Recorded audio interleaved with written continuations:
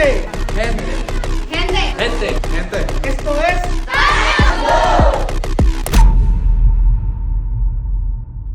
Gente, esto es Taekwondo, el podcast. Hoy estaremos con el gran maestro Johnny Martínez, hablándonos un poco sobre la percepción del Taekwondo en los Juegos Olímpicos. Y vamos a aprovechar hoy su presencia, que nos hable un poquito de los Juegos. Sí, saludos a todos, sí. No, y con esto de los Juegos Olímpicos, ¿verdad? Que todo el mundo está hablando de los Juegos en estos días, pues entonces decidimos hacerle, ¿verdad?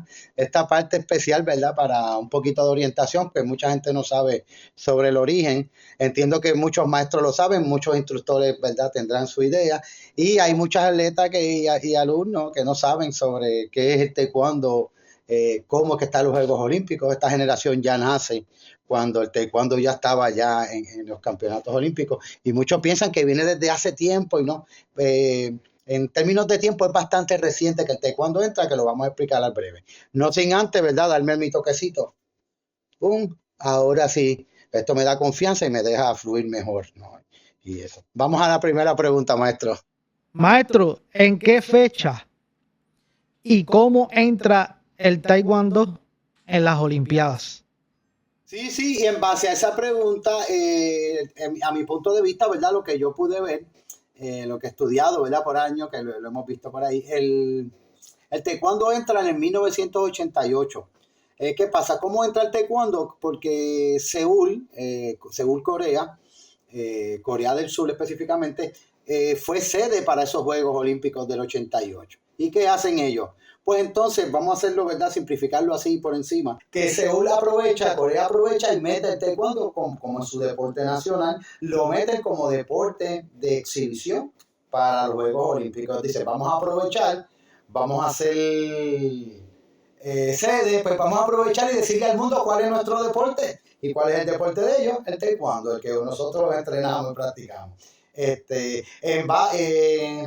Lógicamente trabajando con la Federación Mundial de Taekwondo, que es la WT que le llaman, para aquel tiempo era la Federación Mundial de Taekwondo, la World Taekwondo Federation, y ahí donde pues separan esa parte de lo que es el olimpismo con este aspecto, ¿verdad?, cultural, y meten el taekwondo para esos juegos donde, ¿verdad?, eventualmente hay unos cambios significativos. Corea mete su deporte nacional, donde hace la clausura de la más grande de la historia. Que no la ha visto, le invito a que la vea, creo que está en YouTube y en varias páginas por ahí.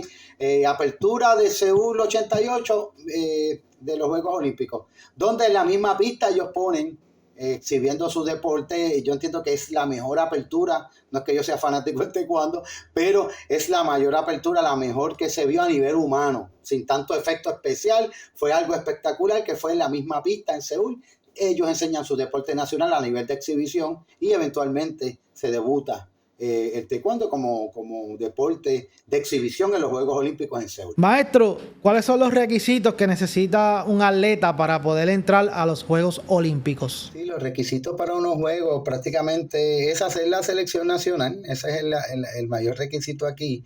Tiene que estar afiliado, lógicamente, a la federación y a los eventos oficiales de ellos. Al uno afiliar, cada escuela pues tiene su grupo de estudiantes y se le trabaja una tarjeta que se llama la Global, y a través de eso pues se van haciendo los diferentes puntos. Prácticamente recuerde que en el olimpismo pues ya es un nivel adulto. Adulto refiere a 18 años en adelante. Es el nivel adulto aquí, por lo menos en taekwondo. Si habría algún juvenil, pues habría que averiguar esa información bien, pero por lo menos aquí es a nivel adulto, de 18 años en adelante, en la categoría adulta. Si hacen la eliminatoria, si por que le fue bien, ganó el nacional, más hizo los viajes, ¿verdad? Tomó todos los puntos, pues eso le van dando puntos a su tarjeta para las diferentes clasificaciones.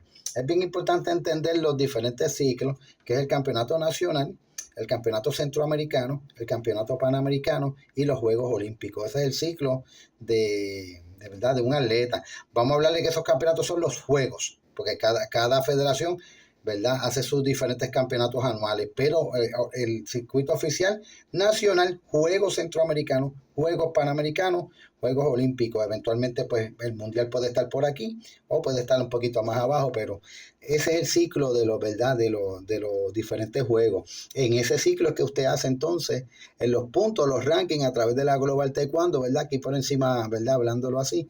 Y ahí entonces que se trabaja. No es tan fácil hacerlo, es posible, pero, ¿verdad? Últimamente pues se está con más requisitos, más reglamentos, pues muchas veces pues ¿cómo se llama? No es tan fácil pues hacerlo, es cuestión de seguir trabajándolo y ir haciendo esos puntos, de esas maneras. Otra manera para clasificar podría ser los clasificatorios que hacen los continentes, cuando digamos que hay unas personas que le faltan puntos para llegar a esos rankings, pues entonces los clasificatorios pues ayudan también a de alguna manera pues poder entrar. Es bien importante señalar que el país sede de los Juegos Olímpicos, digamos que, ¿verdad? Tengo entendido que tiene derecho a tener un participante. Si Puerto Rico fuera la sede, pues podemos tener a nuestro, ¿verdad? Parte de nuestra selección nacional trabajando en unos juegos. Un ejemplo, ¿no? Le doy por aquí pues la información que tengo, ¿ok? Recuerden que esto es un podcast, que esto es un diálogo, ¿no? Cualquier información se puede aclarar mejor, o podemos buscar más fuentes más. Pero es lo que, en mi experiencia hablando, ¿verdad? Lo que hemos visto por ahí. Johnny, explícanos un poco cómo tú conoces de estos temas y qué nos puedes aportar a base de tu experiencia. Me encanta la pregunta de cómo lo conozco, sí. Yo vengo desde, ¿verdad? En la fecha... claramente no he estado en unos Juegos Olímpicos, pero sí he hecho las preparaciones por lo menos de dos, la de Barcelona y la de Atlanta, que estábamos trabajando y el taekwondo no fue. Yo por lo menos no tenía esa orientación de que el taekwondo no iba para Atlanta, y eso fue como un down. Porque ya para el 2000 yo no tenía ya la disciplina para seguir trabajando tantos años, ¿verdad? En verdad mi realidad acá. ¿Cómo lo conozco? Yo vengo de la ITF, yo vengo de los John Brothers, ¿verdad? Formado cinturón negro primer dan en el 88, con Master, ¿verdad? Benny Rivera y los John Brothers. Lo menciono porque es bien conocido aquí en Puerto Rico. Y eventualmente cuando pues brinco para acá, para el 92, para el sistema, el taekwondo olímpico. Ahí estaba entrenando una escuela que se llama Caribbean Taekwondo, que la dirige el maestro Arroyo. Y ahí empecé con ellos ¿verdad? A tramitar y trabajar. ¿Qué pasa? Que hacen una eliminatoria donde Corea invita al peso fin de Puerto Rico. ¿Okay? Ahorita hablamos de eso, pero recuerde que son los 8 pesos olímpicos, son los que van a los Juegos Olímpicos. Para el 88, pues fueron un grupo. Para el 92 invitan exactamente de esos 8 pesos. A Puerto Rico le tocó el peso fin, un solo peso, el peso fin. Y ahí donde nos interesa, ¿verdad? El maestro vio potencial, me dijo, Johnny, vamos a bajar tantas libras, porque el peso fin era 110 libras. Se ve, ¿verdad? Entiendo que son 55, ellos le llaman ahora 54 kilogramos. Yo le sigo llamando por libra, ¿sabe? Mi vocabulario sigue siendo el mismo. Era 110 libras. Eso no. Y bajamos a esa división y gracias a Dios seguimos, ¿verdad? Una eliminatoria extensa, ya que era el único peso que iba para los Juegos de los varones. Las muchachas pues invitan, entiendo que era el peso bantam, el peso light y el peso pesado. En el peso bantam terminó representando, entiendo que era Ivette Ayala, maestra y estudiante de Maestro Colón, de Instituto Puertorriqueño. En el peso light, Iniabel Díaz, que todo el mundo, ¿verdad?, sabe quién es Iniabel, que es nuestra máxima exponente del deporte. Y en el peso pesado, Jenny Amador, me acuerdo que fue la que representó. En peso fin, pues terminó siendo un muchacho de Morovi llamado Héctor Laureano, que era estudiante del maestro Sella, y yo ahí llegué en el segundo lugar. Yo entro en el 92 ajeno a todo, a que era olimpismo, que era olimpiada y que era esto. Yo me cambio porque esto es taekwondo y me dicen que taekwondo pues cambia porque el sistema donde tú estabas así, aquí cambia, aquí tienes que ponerte peto, careta, las protecciones, y fue un cambio drástico, pero gracias a Dios y a la dedicación que le metimos, pues lo hicimos en poco tiempo. Ya estábamos en una preselección del 92 más qué irónico que vengo de la ITF, que me dicen no, que no se podía. Yo venía de un campeonato juvenil de la ITF, siendo campeón de allá, campeón a nivel juvenil, y entro aquí a nivel prácticamente adulto, con 16 años, que para aquel tiempo era permitido, y hago esa eliminatoria. Y qué ironía que en unos juegos, que no fue cualquier eliminatoria, era eliminatoria para unos Juegos Olímpicos. El que ganara era el que iba.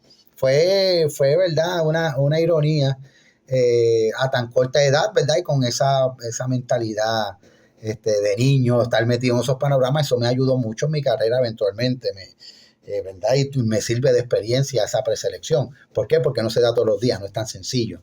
¿Okay? Y gracias a Dios, pues hice la preparación con ellos, la trabajé, conocí grandes medallistas, incluso uno que ganó medalla de oro de Venezuela, Lindo Gaubela, llegó a estar aquí en Puerto Rico y peleó, y fogueamos, la pelea fue conmigo. Y una experiencia así, yo, un tipo mundialista, yo entrando de otro sistema aquí, bam, bam, bam, fue tremendo, ¿cómo se llama esto? Tremenda bienvenida, tremenda experiencia que yo cogí siendo, ¿verdad?, un niño prácticamente. Yo no sabía de dónde yo estaba metido, como quien dice, pero con la orientación de verdad de los maestros y del trabajo, el excelente trabajo que hicieron en esa selección, los muchachos fueron y representaron, y eventualmente llegan y siguen trabajando en sus diferentes divisiones. Esa es la experiencia que yo tuve.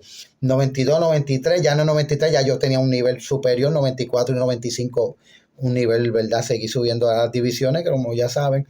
Y yo estaba preparándome ya yo conocía, ya estaba bastante chévere para Atlanta 96. Esa era mi meta. Atlanta 96, cuando vaya para allá. Entonces ahí donde en Atlanta, el taekwondo no va. Había que esperar entonces 4 años más para Australia 2000. Y esa es mi historia, por eso es que conozco tanto. He compartido a través de los años con muchos medallistas olímpicos y muchos potenciales hasta algunos Juegos Olímpicos. Por eso dicen un clasificatorio, clasifican, pero hay mucho talento que se queda afuera, grandes campeones también, y verdad, el que tenga la dicha y verdad por ir y su dedicación, se le respeta todo eso. Y hay muchos atletas afuera que maybe han hecho un esfuerzo también y verdad y no lo logran por X o Y, y hay muchos casos por ahí. Pero volviendo a la pregunta de cómo lo conozco, pues fue a través de estando internamente preparándome para ese tipo de eventos en lo que son unos Juegos Olímpicos. Maestro, para finalizar, ¿qué puede hacer un maestro para que su atleta, ¿verdad?, o estudiante pueda llegar a los Juegos Olímpicos? ¿Cómo los maestros pueden aportar a ¿verdad?, desarrollarse? Pues mira, yo entiendo primero que nada que hay que tener el entendimiento para trabajarlo, no la capacidad, porque en el camino se sigue uno adiestrando. Yo le recomendaría a todos los maestros, ¿verdad?, que esté dedicado a eso, a hacerle, ¿verdad?, el alto nivel, que es verdad que se sigan adiestrando, cogiendo los diferentes talleres que ofrece la federación y las diferentes, ¿verdad?, los diferentes sitios, si es que van a trabajar con esos niveles.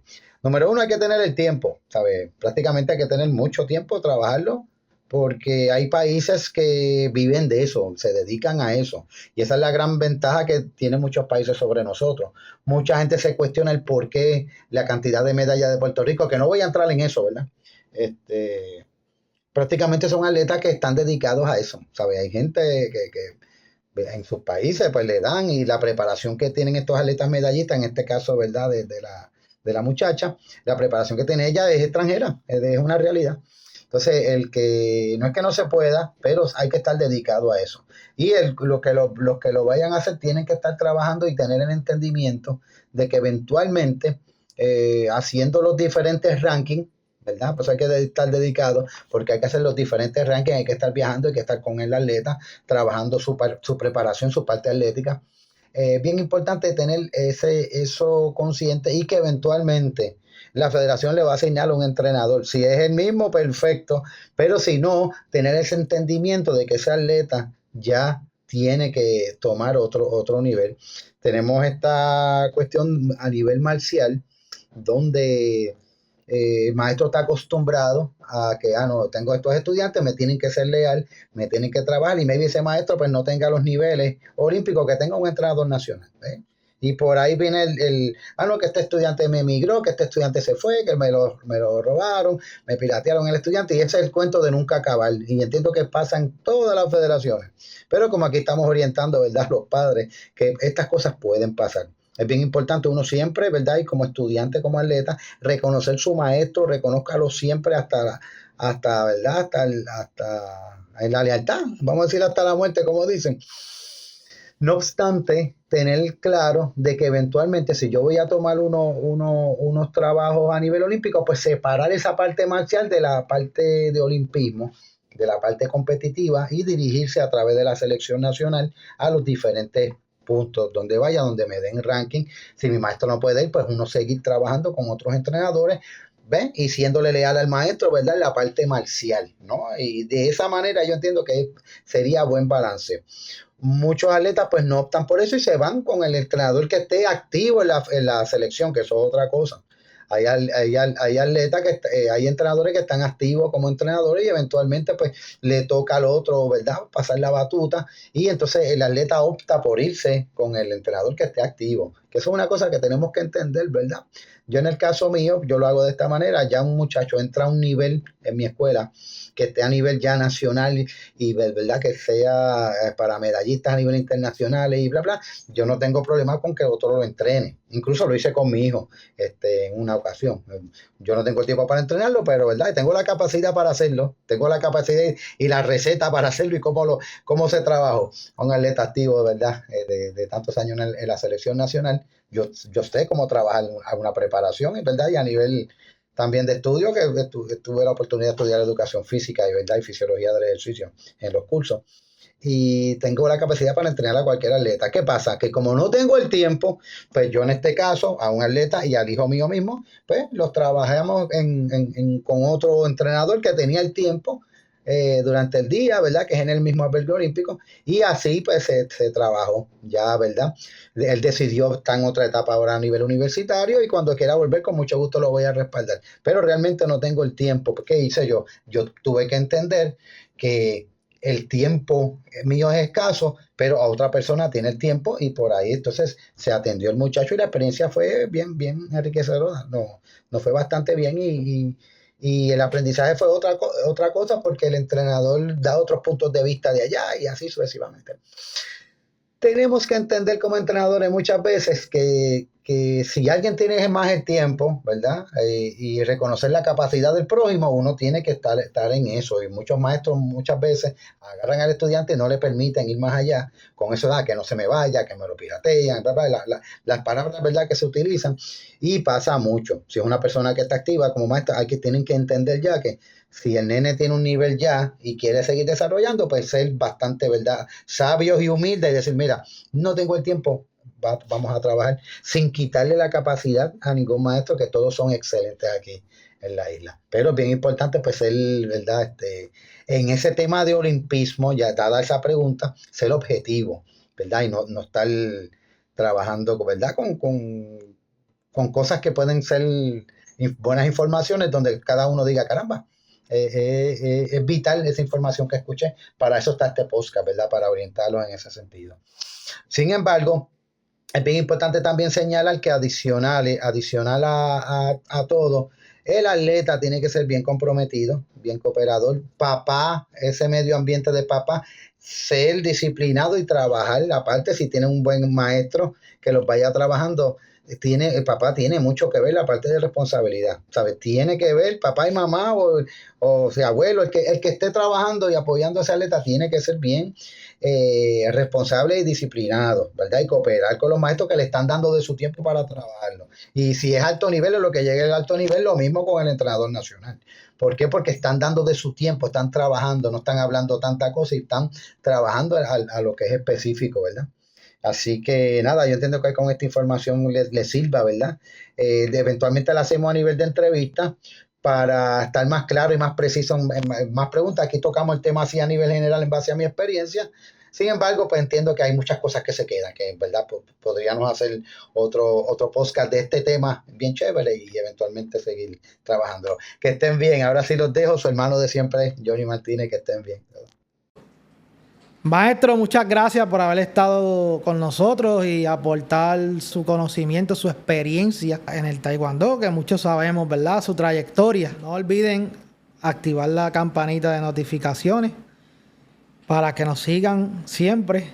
Cada vez que hagamos contenido, les aparezca. Muchas gracias. Gente, esto es Taekwondo, el podcast. Gente, muy importante. suscríbanse. Suscríbanse. Se me fue. Al canal de YouTube. Fue que me vibró el teléfono. Lo tengo aquí vibro.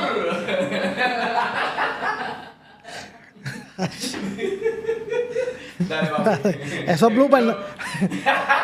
Esos bloopers. No, tienes que pasar esos bloopers.